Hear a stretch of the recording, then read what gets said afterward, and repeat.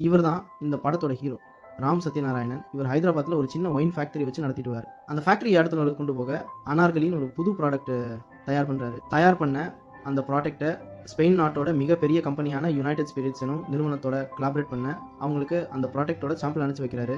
ஆனால் அவங்க அனுப்பி வச்ச அந்த ப்ராடக்ட்டை அந்த கம்பெனி ரிஜெக்ட் பண்ணிடுறாங்க.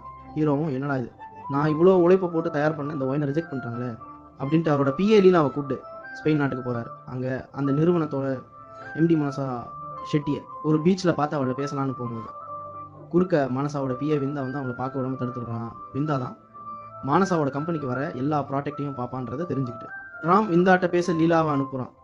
லீலாவும் விந்தாவை போய் பார்த்து அவங்களோட அனார்கலி ஒயின் கொலாபரேஷனை பற்றி பேசுகிறான். ஆனால் விந்தா லீலாட்ட ஒரு முறை ரிஜெக்ட் செஞ்ச பிறகு எங்கள் முடிவு மாறாது, இனிமேல் இந்த விஷயத்துக்காக என்னை பார்க்க நினைக்காதீங்கன்னு சொல்லிட்டு அங்கேருந்து கோபமாக கிளம்பிடுறான். இதனால் ராம் நேரடியாக மானசாவை சந்திச்சே பேசலான்னு திட்டம் போட்டுக்கிட்டு இருக்கிறான். அவள் அந்த நேரம் ஒரு பொண்ணு அவங்கள கிராஸ் பண்ணி போகிறான். அவள் இடுப்பில் விந்தாவோட முகத்தை டாட்டு குத்துருக்கிறத பார்த்துட்டு அவளை பின் தொடர்ந்து போய் பார்க்குறாங்க. அப்போ தான் அவங்களுக்கு அதிர்ச்சியான ஒரு உண்மை தெரிய வருது. அது என்னன்னா, விந்தா ஒரு கேங்லர் பாய்ஸ் கூட சேர்ந்து பணத்துக்காக மானசாவோட கம்பெனிக்கு வரும் நல்ல நல்ல பிராண்டுகளை திட்டமிட்டு ரிஜெக்ட் பண்ணி மானசாவோட நிறுவனத்தின் பேரை கெடுக்க பார்க்குறான். இந்த உண்மையை தெரிஞ்சுக்கிட்ட ராம் மானசாவுக்கு விந்தா பண்ண துரோகத்தை புரிய வைக்க முயற்சி பண்ணுறான். அதன் பிறகு ஒரு வழியாக விந்தாவோட துரோகம் மானசாவுக்கு தெரிஞ்சு அவனை ஆஃபீஸ்லேருந்து துரத்தி விட்டுறான். பிறகு ராம் பண்ண உதவினால மானசாக்கு அவனை ரொம்ப பிடிச்சி போய் 2 பேரும் நெருக்கமாக பழக ஆரம்பிக்கிறாங்க. அதுக்கப்புறம் சில நாட்கள் அவங்க 2 பேரும் ஒன்றா சேர்ந்து சுற்றுறாங்க. இதே போல் ராமும் அவனோட அனார்கலிக்கு தான் வந்தேன் எதுவும் சொல்லாமல் அவனோட ப்ராடக்ட்டுக்கு அப்ரூவல் வாங்கிட்டு ஒரு நாள் ஹைதராபாத் கிளம்பி போயிடும். ஆனால் இங்கே தான் கதையோட பெரிய திருப்பமே ஆரம்பிக்குது. ஹைதராபாத்தில் ராமுக்கு ஏற்கனவே கல்யாணமாகி பாலாமணின்ற மனைவி இருக்கிறான். பாலாமணி ராம் வந்து ரொம்ப பாசிட்டிவ்னஸாக இருப்பாள். ராம் வேற பொண்ணோட ஸ்பெயினில் இருந்ததை சொன்னால் அவள் தாங்க மாட்டான். அதனால் அங்கே நடந்தது எதுவும் அவளை சொல்லாமல் மறைக்கிறான்.